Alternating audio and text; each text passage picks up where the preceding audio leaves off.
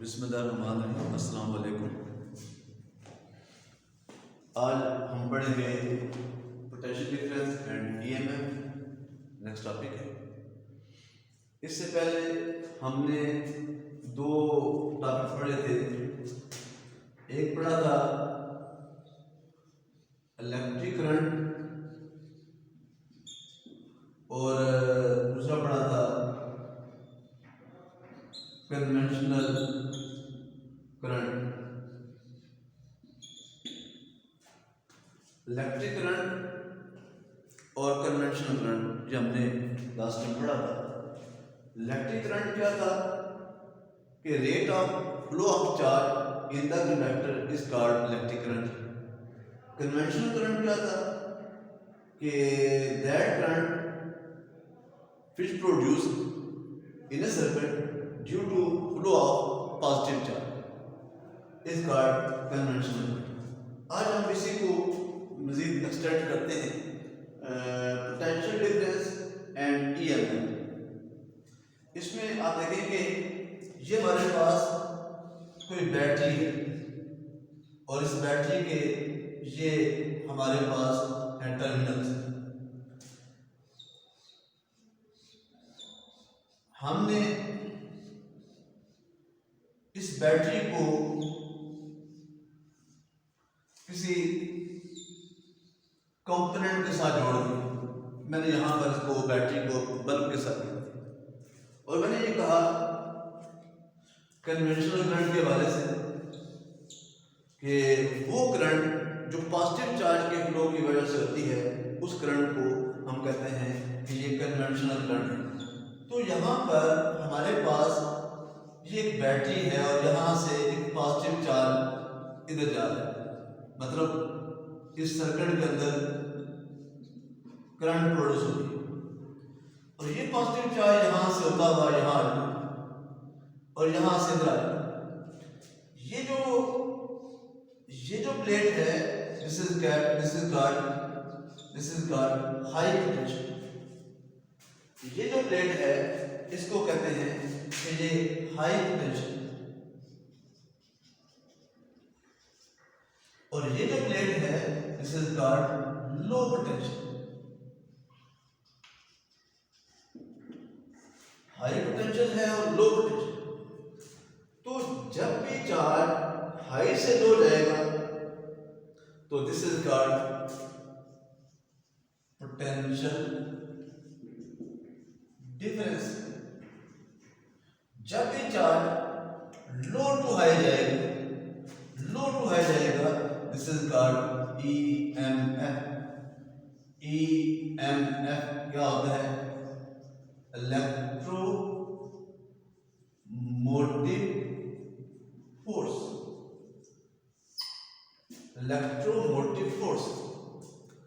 अब देखिए दोनों केसेस में पॉजिटिव चार्ज को हम इंडिकेट कर रहे हैं, यानी एक पॉजिटिव चार्ज ये है और ये सर्किट सेल के बैटरी के बाहर मूव कर रहा है। एक पॉजिटिव चार्ज ये है, वही पॉजिटिव चार्ज जो यहां पर है ये इसके अंदर मूव कर रहा है। दोनों केसेस में क्या है? Work on charge. दोनों केसेस में वर्क ऑन चार्ज।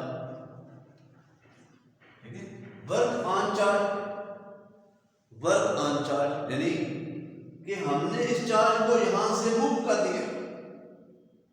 और आपको पता है जब भी किसी ऑब्जेक्ट पर फोर्स लगाया जाए और ऑब्जेक्ट मूव करे तो हम कहते हैं कि इसमें हमने वर्क किया। तो ये चार्ज यहां से यहां आया है, हमने वर्क किया। तो work on charge is called potential difference. और यहां पर भी ऐसे ही है, वर्क ऑन चार्ज है इज कॉल्ड पोटेंशियल डिफरेंस। तो वर्क की unit joule, charge unit coulomb. तो जूल पर कूलम क्या होता है?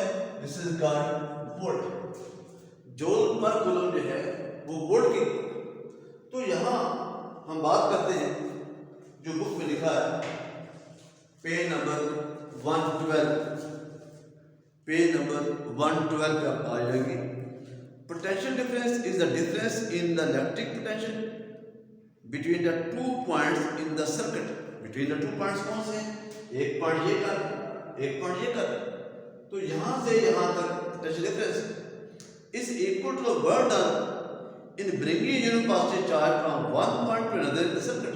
मतलब कि सर्किट के अंदर इस चार्ज को यहां से यहां पर लाने में हमने वर्क किया, वो वर्क जो उस चार्ज पर किया जाएगा is called potential difference.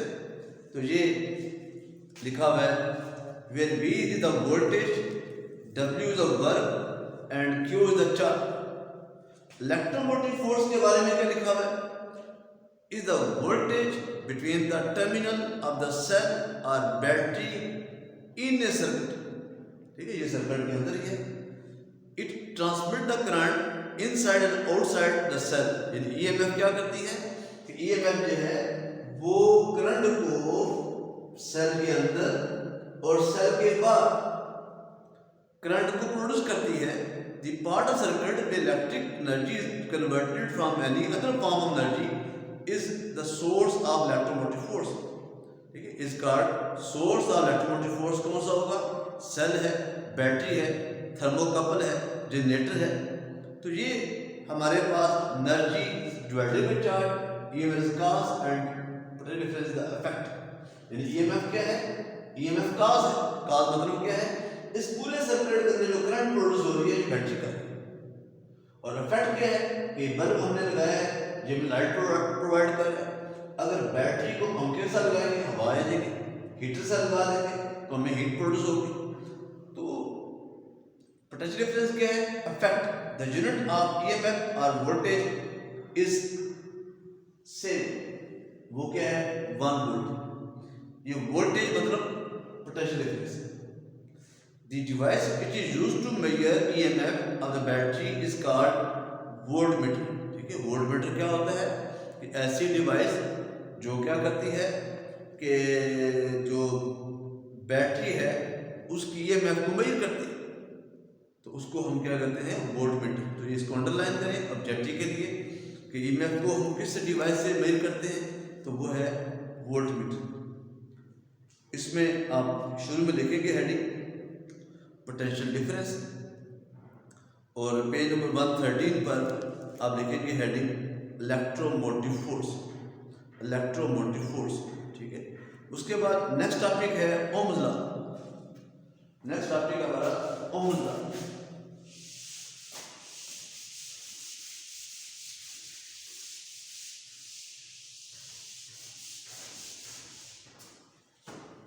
Very important long short objective ये किसी भी फॉर्म में पेपर में आ सकता है। Ohm's law.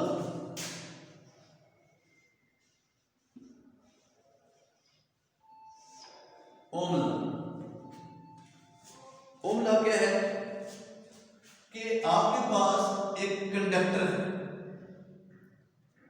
और आपने इस कंडक्टर को बैटरी के साथ जोड़ दिया है। ये बैटरी की सिंबल है। आपने बैटरी के साथ जोड़ दिया। जो ही आपने इसको बैटरी से जोड़ दिए है और ये टर्मिनल पॉजिटिव है, ये नेगेटिव है, तो यहां से इस सर्किट के अंदर करंट पास करेगा। और मैंने आपको बताया है कि फिजिक्स में जब भी हमने करंट को इंडिकेट करना होगा तो हम कन्वेंशनल करंट की बात करेंगे। कन्वेंशनल करंट मतलब कि that current which produce due to flow of positive charge. तो यहां हमने वोल्टेज अप्लाई कर दी। ओम लॉ क्या है कि वोल्टेज है वो करंट के डायरेक्टली प्रोपोर्शनल है। ठीक है, यानी कब? जब इसकी physical state does not change. Physical state मतलब कि इसका टेम्परेचर चेंज ना हो। लिखा हुआ है 113 पेज के ऊपर पिंक हाइलाइटेड पार्ट है।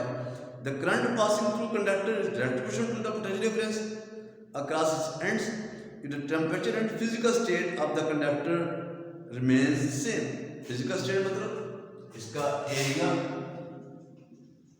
इसकी लेंथ, इसका वॉल्यूम, इसकी डेंसिटी वो चेंज ना हो। तो हम इसको लिख सकते हैं कि V is equal to I R, और ये R क्या है, this is called resistance. R जो है वो resistance, where V is the potential difference, I is the current, and R is the unity constant called resistance of conductor. It is important to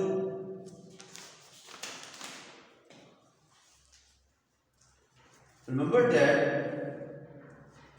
if temperature and physical state of the conductor remain the same, the value of R remains constant. ये जो लफ्ज़ लिखा हुआ है, it is important to remember that, इसको काटें, यहाँ लिखें since, if we काटें,